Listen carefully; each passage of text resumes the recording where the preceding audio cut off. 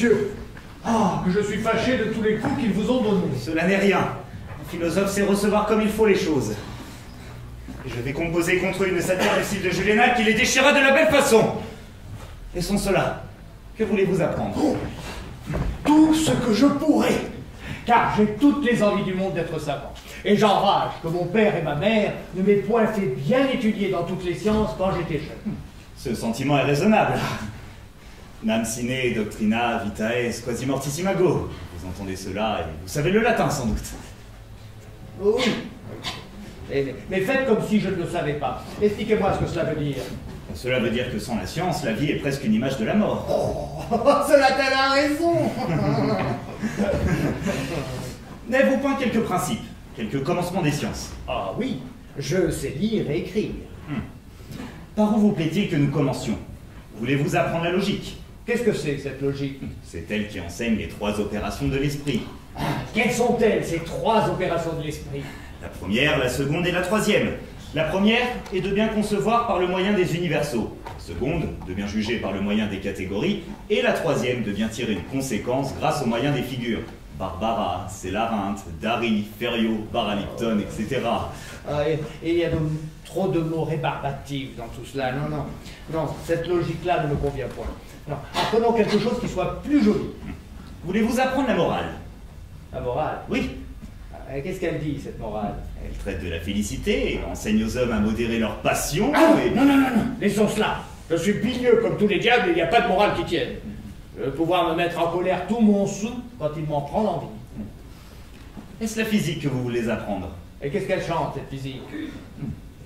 C'est elle qui explique les principes des choses naturelles et les propriétés du corps, qui discourt de la nature des éléments, des métaux, des minéraux, des pierres, des plantes et des animaux, et nous enseigne les causes de tout. Les météores, l'arc-en-ciel, les feux volants, les éclairs, le tonnerre, la foudre, la pluie, la neige, la grêle, les vents et les tourbillons. Il y a trop de tintamarre là-dedans, trop de brouillamini.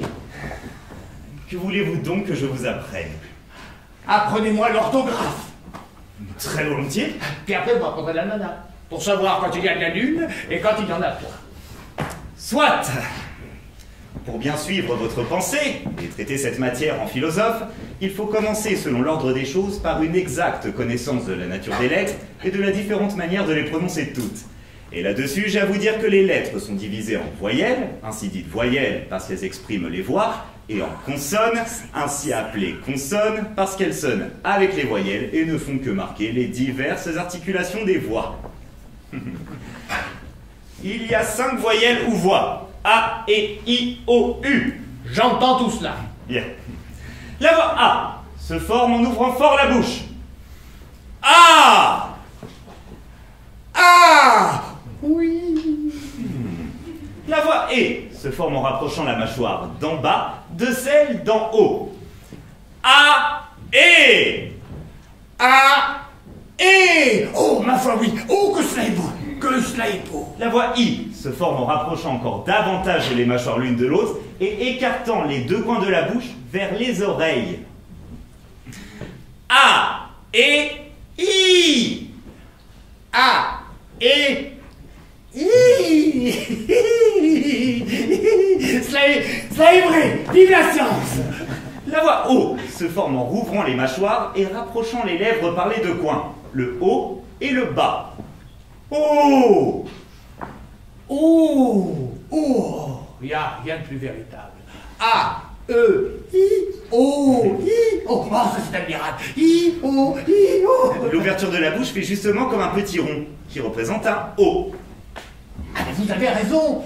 Oh, oh, oh, la belle chose que de savoir quelque chose. La voix U se forme en rapprochant les dents, sans les joindre entièrement, et allongeant les 2 lèvres en dehors, les approchant aussi l'une de l'autre, sans les joindre tout à fait. U.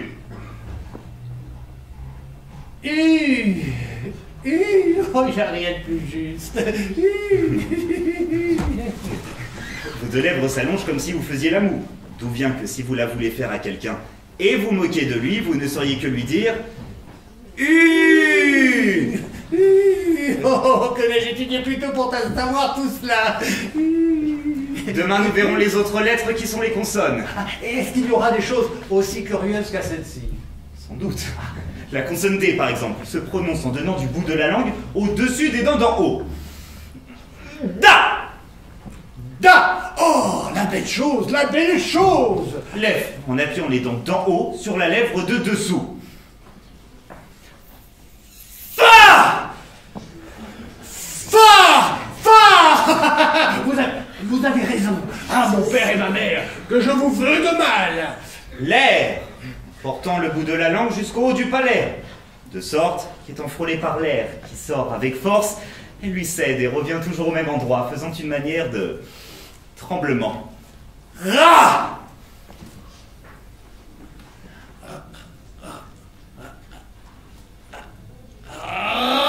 Oui! Oui!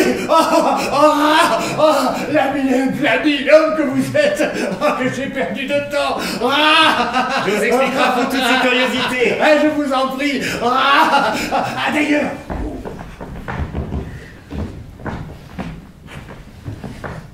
Il faut que je vous fasse une confidence. Je suis amoureux d'une personne de grande qualité. Et je souhaiterais que vous m'aidassiez à lui écrire quelques mots sur un petit billet que je veux jeter à ses pieds. Fort bien. Ça sera galant, oui. Sans doute. Sont-ce des vers que voulez-vous les écrire? Non, non, point de vers. Vous ne voulez que de la prose. Je ne veux ni prose ni vers. Et il faut bien que ce soit l'un ou l'autre. Et pourquoi donc? Pour la simple et bonne raison, monsieur, qu'il n'y a pour s'exprimer que la prose ou les vers. Il n'y a que la prose ou les vers? Non, monsieur. Tout ce qui n'est point prose est vers, et tout ce qui n'est point vers est prose. Et quand je parle, qu'est-ce que cela est donc? De la prose. Pourquoi? Quand je dis Nicole, apportez-moi mes pantoufles, ou me donnez mon bonnet de nuit, c'est de la prose. Oui, monsieur. Voilà plus de 40 ans que je fais de la prose, sans que j'en suce rien. Et je me suis le plus obligé du monde de m'avoir appris cela.